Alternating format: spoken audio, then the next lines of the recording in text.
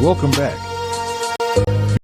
Be sure to subscribe and turn on your notifications so you don't miss a video.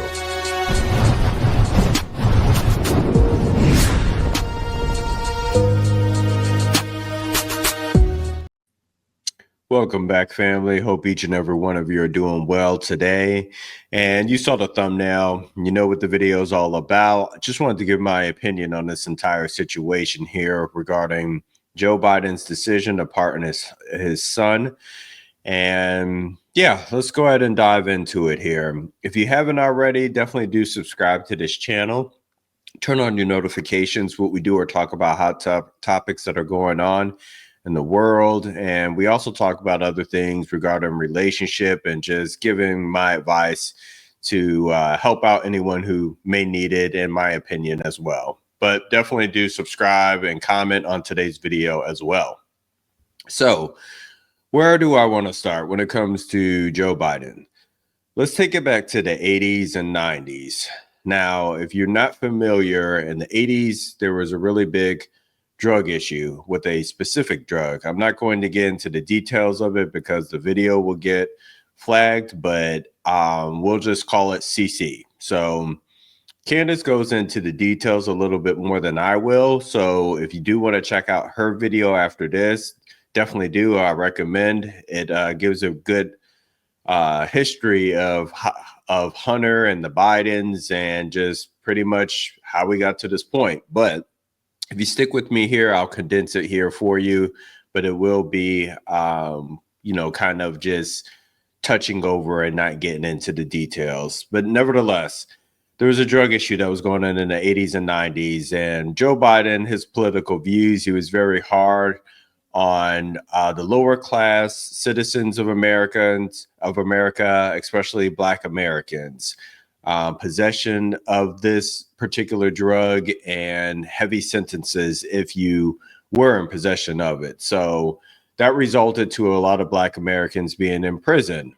Now, if we fast forward to 2014, Joe Biden is vice president while under Obama. And Hunter Biden was in position, working under them as well. I'm not certain of the details of his position, but it was tied to Ukraine. Long story short, you probably, are familiar. He had a laptop that had some water damage to it. He took it in to get fixed.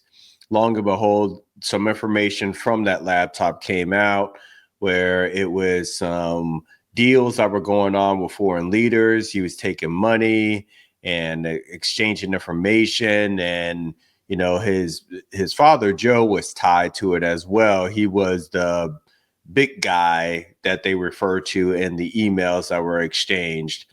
But also on top of that, it was revealed that Hunter had a really big addiction to this drug, and there were also photos and videos of the evidence of him participating in this activity. So, that information came out, and, just everybody had their opinion regarding the situation or whatnot. Now, as Joe Biden pardoned his son, like I mentioned earlier, and it leaves the question, how do you feel and what's your personal opinion on Joe Biden's legacy? This man built a whole career, and his whole political stance is behind tough on crime and putting in the Drug Act in the 80s. And to end his legacy this way by giving his son a pass, ironically, because of an addiction and also lying with the body armor and or fire armor, excuse me, and other things as well, for him to just, 10 years of illegal activity, that's a lot.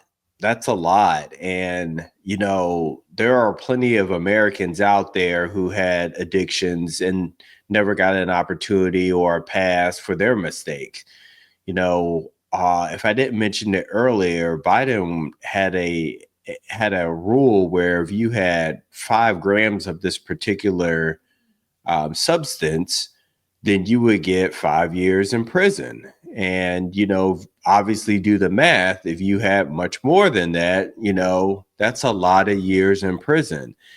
And I'm not excusing those behaviors whatsoever. I don't condone, messing around with substances and getting involved with that mess because, to be honest with you, they're just looking for it and waiting. So don't put yourself in a situation like that. But nevertheless, back to Joe Biden and his son, is it fair? Is it guilty? He's responsible for a lot of men that were innocently incarcerated, wrongly incarcerated. So where's the accountability on Hunter's part? I completely get it that it's his son, but I think the excuse that he gave everyone just makes it worse because Biden pretty much said in a nutshell, even though we all know that letter or that announcement that came out didn't come from Biden, but the fact that they put that out there is just embarrassing in itself because he was blaming the addiction. He was addicted to the drug. So that's the reason why you should be sympathetic and empathetic towards Hunter's situation because it was an addiction. So is having an addiction an excuse now for any wrong behavior? If somebody decides to rob someone or worse, is that an excuse because that person had an addiction now? Or does that only work because of who you are and your power that you have? Once again, I don't blame Joe Biden for doing what he did. I don't think anybody does.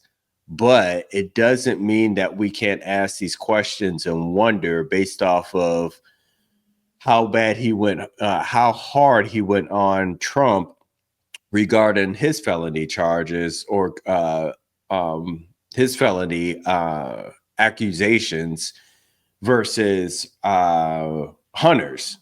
And Hunter pled guilty to, I believe, a couple of them.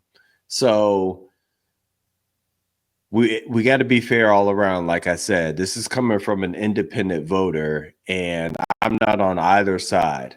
I'm not on the Republican side. I'm not on the Democratic side. But I will say I do have conservative views and beliefs. But with saying that, I call it fair. I call it how I see it. And Joe Biden's completely in the wrong for this. For lying to the American people, telling us that he was going to situation and let the law handle it, and he didn't. He stuck his nose into it and did what any father would do. But like I said, it's not about what he wanted to do. It's all about being honest with the American people and not lying to them and leading us astray and saying that you're going to do one thing, but having all the intentions of the world of doing another. Because I believe the reason why he said that he was going to stay out of it is all because he told the public, the media, everyone that no one should interfere in the law. No one's above the law. This was pointed towards Trump. So now that no one is above the law, how can you go back and not hold your son accountable to some degree?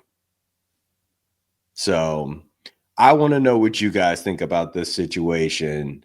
Do you understand where Joe's coming from with stepping in and helping his son? Because I'll be honest, I do. If that was my son, I would do the same thing. But on the other foot, how do you feel about him lying to the American people, telling everyone no one and pretending like no one is above the law, but in reality, it's only in certain situations, like if his family's involved. That's gotta, I don't care, if you're a Democrat, that's gotta make you feel a certain way, knowing that he can bend the rules for himself and his blood, but when it comes to you, no, you have to stay accountable for your actions. But let me know what y'all think. Comment below, subscribe to the channel if you're new, and I appreciate each and every one of you. I typically come out with 2 videos a day. I try to aim for 1 to 2. Today is going to be 1, but I'll be back tomorrow with more content. Definitely subscribe, and I'll see y'all in the next one.